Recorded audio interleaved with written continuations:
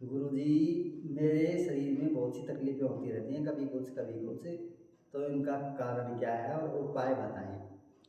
आज हम चर्चा करेंगे आपके प्रश्न के अनुसार। आपने पूछा कि मेरे शरीर में निरंतर बीमारी रहती हैं, इनका कारण क्या है और उपाय क्या करें।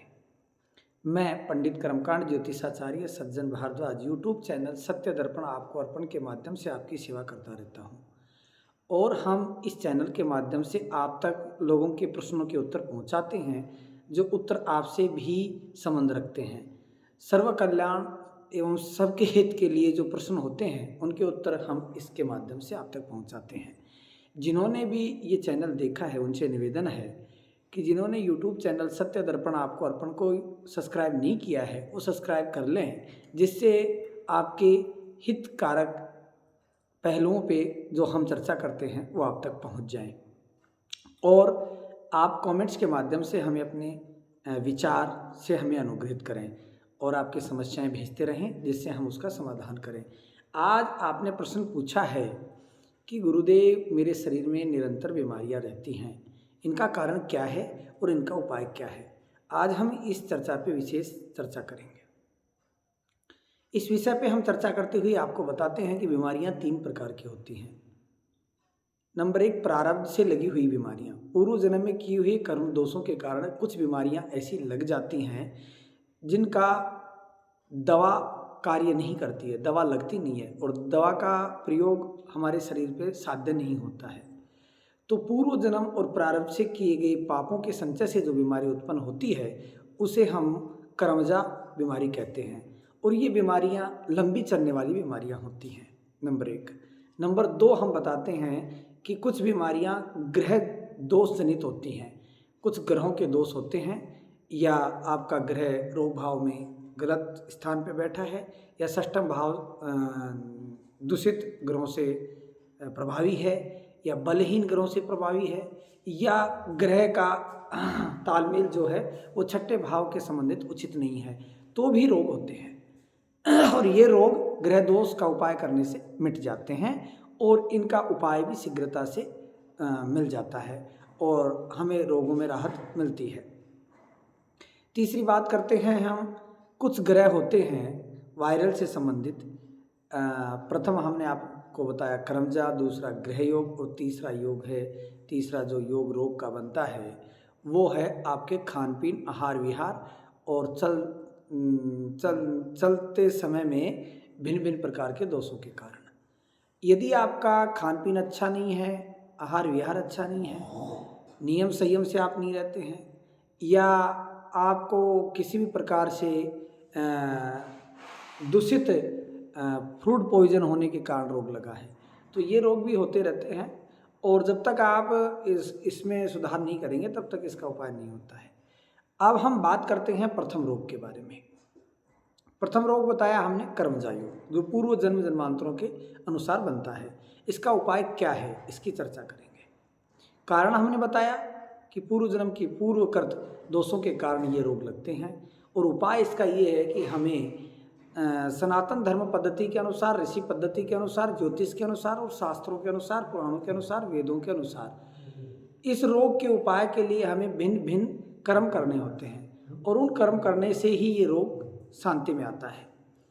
तो इसके लिए हम आपको बताना चाहेंगे कि यदि आपको कर्मजा रोग है और उसकी दवा काम नहीं कर रही है, शरीर में दवा लगती ही नहीं है, भले आप कितनी भी दवाई लेते रहें और उसका कोई प्रभाव आप पे नहीं पड़ता है, तो निश्चित ये मानो कि ये लंबा रोग है, कर्मजा पूर्व जन्मों का रोग है और ये मिटने में नहीं आ रहा है। तो आपको अपने इष्ट देव के, कुलदेव की और पितृदेव की विशेष आराधना करनी चाहिए। दूसरी, यदि दुर्गा सप्तशती के माध्यम से रोगान शेषा पहन चतुष्टा रुष्टा तो कामान सकलान विष्टा इति मंत्र से संपुटित पाठ करवा सकते हैं। यदि आप शिव उपासक हैं तो महामृत्युंजय का पाठ नित्य मंत्र जाप की माला कर सकते हैं। और यदि रोग असाध्य है और रोग में कोई विशेष लाभ नहीं हो रहा है, तो रात्रि में 9 बजे भगवान के ऊपर 1.25 किलो दूध चढ़ाते हुए ओम हुम जुम से, ओम हुम जुम से का जाप करें। नित्य सोमवार से प्रारंभ कर दें और 1.25 किलो दूध चढ़ाएं। लगभग आप 21 दिन चढ़ाएं। 21 दिन चढ़ाने के बाद देखें कि कोई दवा काम कर रही है, तो फिर पुनः 21 दिन चढ़ाएं। ऐसे 3 क्रम आपको करने चाहिए। असाध्य बीमारी में भी प्रभाव पड़ता है और अच्छे लक्षण मिलते हैं, और हमें सुनने में आया है ऐसा प्रयोग ये लोगों के लिए सटीक रहा है, तो ये आपको करना चाहिए। दूसरी बात है कि आप यदि हनुमान उपासक हैं तो मारुति स्तोत्र के माध्यम से भी रोगों में शांति मिलती है, और हनुमान चालीसा के माध्यम से भी शांति मिलती है।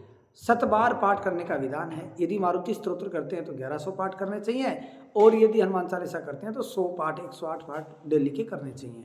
मारुति स्तोत्र को आप 7 दिन में 1100 कर सकते हैं, 9 दिन में कर सकते हैं या 11 दिन में कर सकते हैं। ये प्रयोग भी कई जगह सार्थक और सिद्ध हुआ है, इससे भी रोगों में शांति मिलती है। ये हमने बताया क्रमजा रोगों के दोषों का उपाय।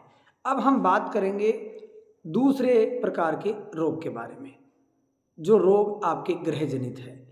ये रोग ग्रहों के दुष्प्रभावों से या गलत विंशोत्तरी दशा से या षष्ठम भाव में ग्रहों के प्रभाव के कारण होता है। और यदि ऐसी समस्या आपको है तो इस रोग की शांति के लिए एक अच्छे ज्योतिषी से आपको मिलना चाहिए, और ज्योतिषी से अपनी कुंडली का परामर्श कराना चाहिए। किस नक्षत्र के योग से, किस ग्रह के योग से एवं किस विंशोत्तरी दशा में और किस प्रभाव से आपको रोग उत्पन्न हुआ है, और इसकी समय अवधि क्या है और इसका उपाय क्या है। तो ज्योतिष के अनुसार जैसा भी ग्रह होगा उसके अनुसार ज्योतिषी आपको राय देगा कि आपको ये करना चाहिए। उसके उपाय से क्रमजा रोगों में शांति मिलती है। यदि आपको किसी भी ज्योतिषी पे विश्वास नहीं है तो आप हमारे चैनल के माध्यम से अपने जो कमेंट्स हैं उसमें आप लिख करके भेजें अपने जन्म टाइम, समय, स्थान और नाम, तो हम देख करके बता देंगे कि ये किस ग्रह के कारण है और इसका उपाय क्या है। अब हम बात करते हैं तीसरे रोग के बारे में। ये खान पीन, आहार विहार, नियम संयम न बरतने के कारण एवं लंबे समय तक बैठे रहने के कारण एवं समय पर भोजन नहीं करने के कारण, परिस्थितियों में भागदौड़ लगे रहने के कारण और पारिवारिक समस्याओं के कारण मानसिकता चिंता ग्रसित होती है, और अधिक चिंता करने से आपके शरीर में नाना प्रकार के रोग वास करते हैं। जैसे हम चिंता से संबंधित रोगों की बात करें, बीपी है, शुगर है, और नाना प्रकार के जो है रोग चिंताग्रस्त होने से हो जाते हैं, मानसिक रोग हो जाते हैं, और ये रोग अपना जगह बना लेते हैं और जाने में दिक्कत होती है।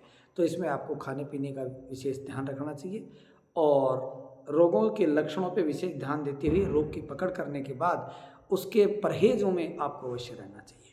आप परहेज में रहेंगे, नियम से रहेंगे, संयम से रहेंगे, तो कुछ रोग ऐसे होते हैं, ये ग्रह जनित रोग या नियमित संयमित न रहने के कारण जो रोग उत्पन्न होते हैं, ये केवल आपके नियमों से ही सही हो जाते हैं, पच परहेजों से ही सही हो जाते हैं। आप पच परहेजों में रहेंगे, रोग शांत हो जाएगा।